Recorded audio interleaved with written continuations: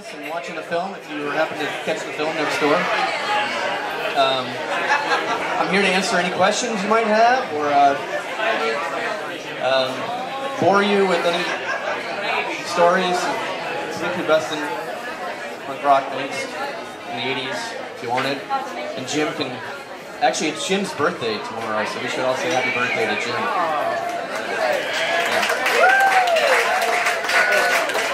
It's going to be 25. Oh, you got a question? Sure.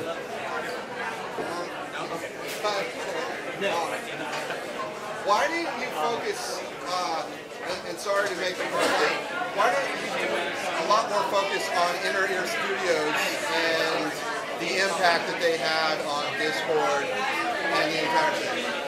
Did you give the people? Yeah, question. Yeah. Okay.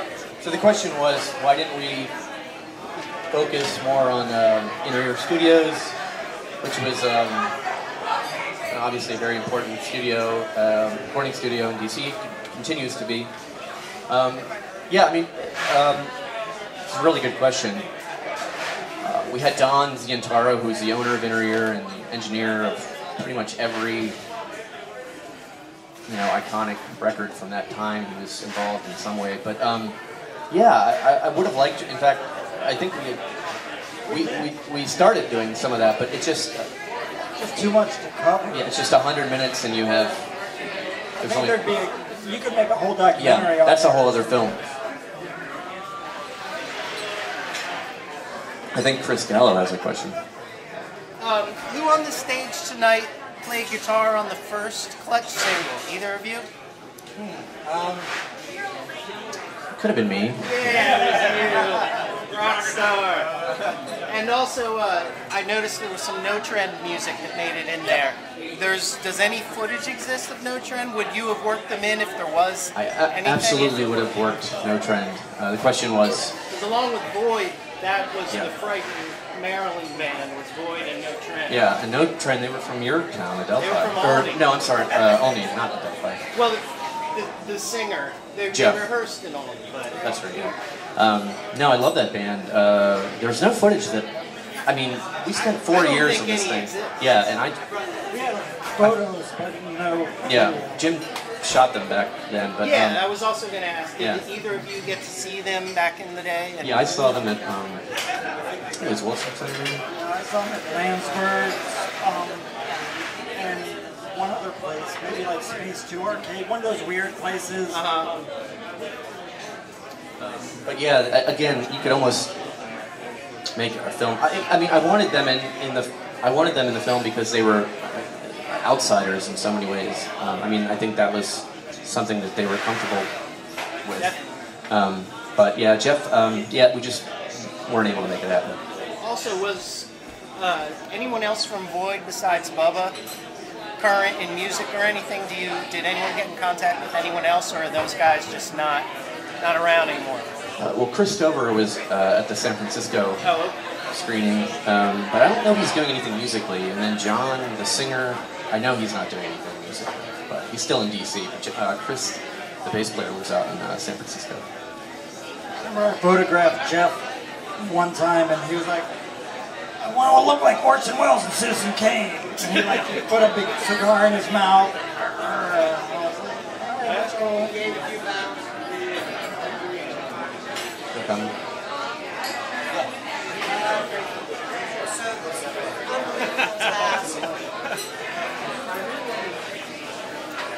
So this is the question part of it. So, an unbelievable task that you presented yourself with.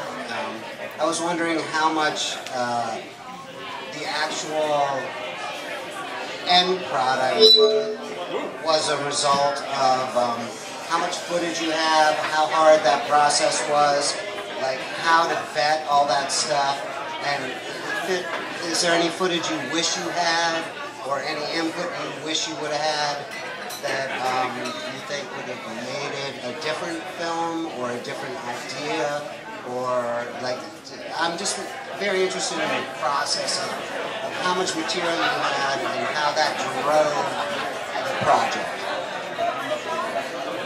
Great questions. movie had so much footage, but you know, I think Jim and I both wanted. It's not easy when you have so much grainy footage. You know, you want the film to visually be strong, and so you know you don't want it to just be a bunch of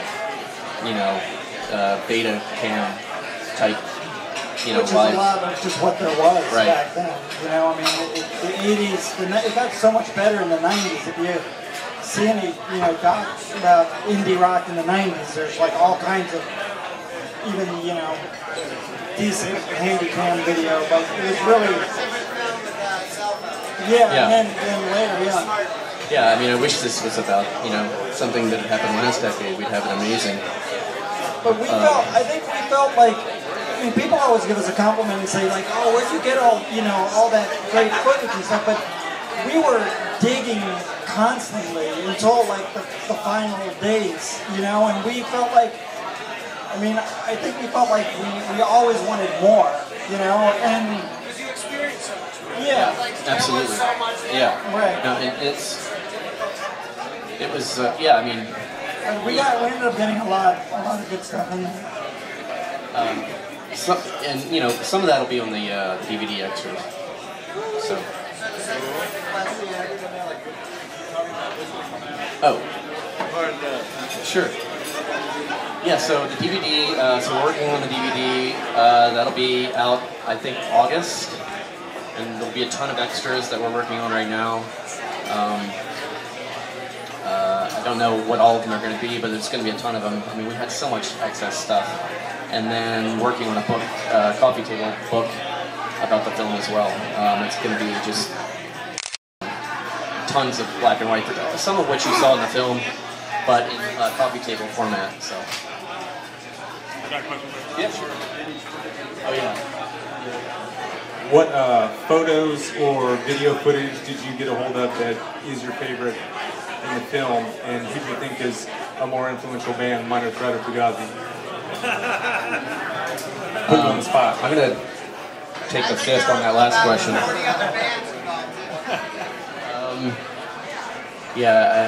I can't answer the last one, but what's the first? Oh, the favorite footage. Probably for me, I don't know about you, but I love the Rites of Spring footage. I like the Marginal Man footage. I like the Void footage just because it's so nuts, but it's not the best quality. The Fugazi stuff was really good. The stuff of when he is yelling at the crowd, Jim actually shot that, and that had never been shown anywhere before until this film. So that's probably my favorite, I think, off the top of my head.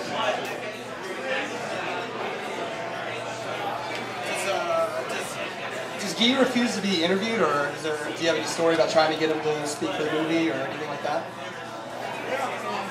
I asked him several times, and I don't think refuse isn't really, I guess, the right word. He was nice. He just said, I just don't like doing these talking head interviews, and he's always been kind of a shy guy. He's just now, like, he did a podcast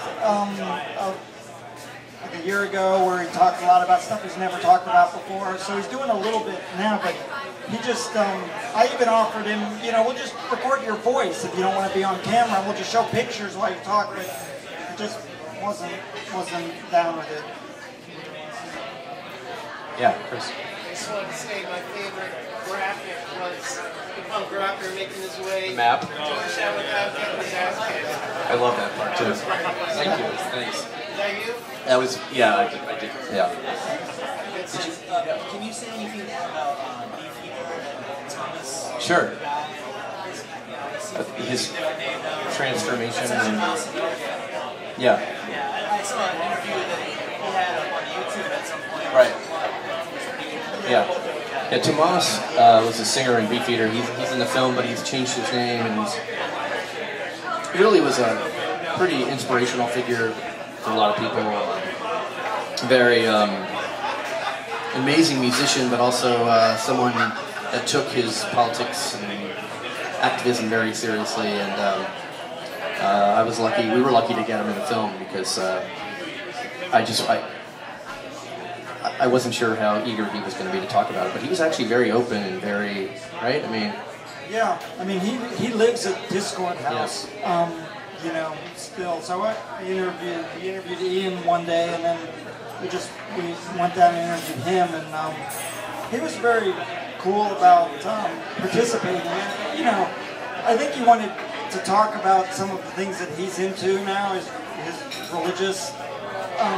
And I said, "Is there anything you want to add?" And he thought about it, and he's like, "You know, yeah, but I think it's a different movie or something." Like he wanted to like talk about some other stuff. And I was like, "You can if you want." He was like, "No, that's good." But he answered all the questions really well. And, you know.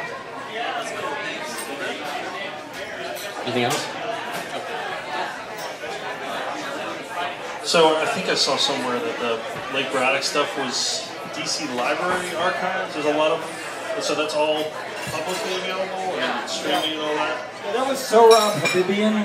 Sohrab, yeah. And he donated his collection to them, so you can access it online, I think now, or see it there if you happen to be in DC. Those shows, but also some of the other footage that you use, or they get it? Are there other sources for some of the show footage that you guys have? I know I can only speak for Sohrab's, but Dave Grohl, when he was working on the Sonic Highways thing, he actually, Sohrab gave him, well, we'd gotten it a couple years ago, I think. Sohrab was this guy, yeah, Sohrab was this little, him and I were always like the smallest kids at the shows. Anyway, but he always had the huge Betacam. He was always this kid with an annoying Betacam that would get in everyone's way. But he captured so much of that stuff. And anyway, so Grohl took all that footage that he had from beta videos and digitized all of it. And I think all of this. Actually, I think Sohrab didn't do us. I think he also started a website where it's just where it's all just that footage. So yeah.